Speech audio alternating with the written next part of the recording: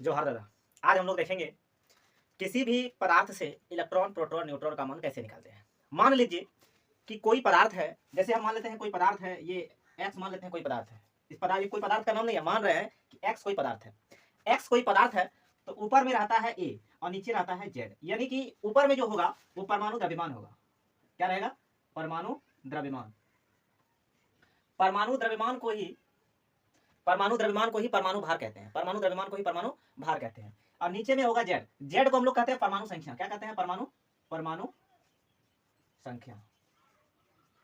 नीचे में रहता है परमाणु संख्या, ऊपर में रहता है परमाणु द्रव्यमान या परमाणु भार, यानी कि ऊपर में भार रहेगा या द्रव्यमान रहेगा, नीचे में परमाणु संख्या रहेगा। भार और द्रव्यमान दोनों एक ही होता है, दोनों अलग अलग नहीं होता है।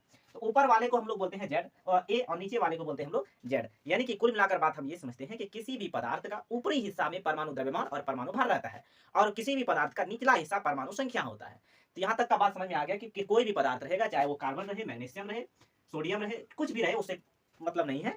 कोई भी पदार्थ हो उसका ऊपरी हिस्सा में परमाणु द्रव्यमान या परमाणु भार रहेगा और उसका निचला हिस्सा में क्या रहेगा? परमाणु संख्या रहेगा। एक फार्मूला होता है जेड बराबर ई बराबर पी, यानी कि जेड जो है वो परमाणु संख्या है। जेड क्या है? परमाणु संख्या है। जेड क्या है? परमाणु संख्या है।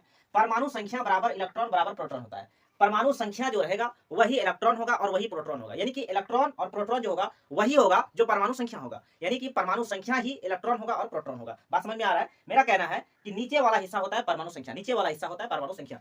परमाणु संख्या को जेड से इंडिकेट करते हैं, यानी कि जेड से सूचित करते हैं, और जेड बराबर होता है ई बराबर पी, यानी कि जेड बराबर होता है ई बराबर पी। यानी कि हम कह सकते हैं कि परमाणु संख्या बराबर होता है इलेक्ट्रॉन बराबर प्रोटॉन, यानी कि इलेक्ट्रॉन और प्रोटॉन का मान वही होगा जो परमाणु संख्या का मान होगा। परमाणु संख्या का मान जो होगा वही इलेक्ट्रॉन का मान होगा, वही प्रोटॉन का मान होगा। आगे चलते हैं।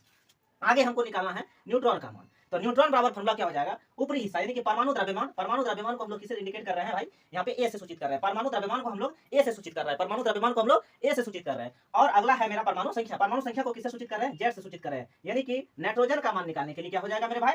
ए माइनस जेड, यानी कि परमाणु द्रव्यमान माइनस परमाणु संख्या। परमाणु द्रव्यमान में परमाणु संख्या को घटा देंगे। किसी भी पदार्थ का परमाणु द्रव्यमान जो होगा, अगर उसमें परमाणु संख्या को घटा दिया जाए, जो भी मान निकलेगा वो न्यूट्रॉन का मान निकलेगा। यानी कि इलेक्ट्रॉन प्रोटॉन जो होगा, इलेक्ट्रॉन और प्रोटॉन का मान परमाणु संख्या ही होगा। परमाणु संख्या को ही इलेक्ट्रॉन प्रोटॉन बोलेंगे।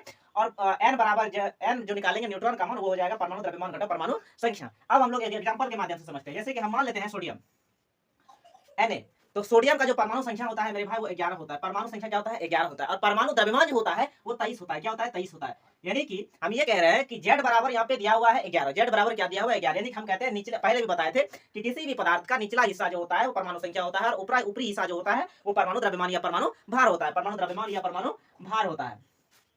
तो आगे हम ये कहते हैं कि हम एक एग्जांपल ले रहे हैं। एग्जांपल मेरा ये है मेरे भाई कि Na मतलब होता है सोडियम। सोडियम का परमाणु संख्या हो गया 11, परमाणु भार हो गया 23। तो हमने अभी तुरंत लिखा है जेड बराबर ई बराबर पी। जेड बराबर ई बराबर पी। जेड का मान मेरे भाई यहाँ पे कितना दिया है? 11। जेड बराबर मेरे भाई कितना दिया है? 11। 11 जो है यानी कि फॉर्मूला पढ़िए जेड बराबर ई बराबर पी। जेड बराबर ई बराबर पी। जेड बराबर ई बराबर पी, यानी कि कुल मिलाकर बात मेरा ये हुआ कि परमाणु संख्या जो होगा वही इलेक्ट्रॉन का मान होगा, वही प्रोटॉन का मान होगा। तो इलेक्ट्रॉन बराबर मेरा निकल गया 11 और प्रोटॉन बराबर निकल गया मेरा 11। अब हमको निकालना मेरे भाई न्यूट्रॉन का मान है। न्यूट्रॉन बराबर फॉर्मूला क्या है मेरे भाई? यहाँ पे लिख दिया है जेड बराबर जेड माइनस ए। मेरे भाई यहाँ पे देख सकते हैं जेड का मान क्या दिया हुआ है? 23। जेड का मान 23 दिया हुआ है। 23 में हम लोग 11 घटाएंगे। 11 क्या है? परमाणु संख्या। परमाणु संख्या कितना है? 11। परमाणु भार कितना है? 23। 23 में 11 घटा देंगे, 3 में 1 गया तो 2 बचा, यहाँ पे 2 में 1 गया तो 1 बचा, यानी कि परमाणु न्यूट्रॉन का जो मान निकल गया वो मेरा 12 निकल गया। यानी कि इलेक्ट्रॉन का मान जो मेरा निकला है वो 11 है, प्रोटॉन का मान 11 है और न्यूट्रॉन का मान 12 है। सोडियम को एग्जांपल में लेके चले थे। अब आपको एक एग्जांपल हम दे रहे हैं, इसको आप खुद से बना करके कमेंट बताइएगा। जैसे हम एग्जांपल दे रहे हैं कार्बन बोरॉन, ये दो का एग्जांपल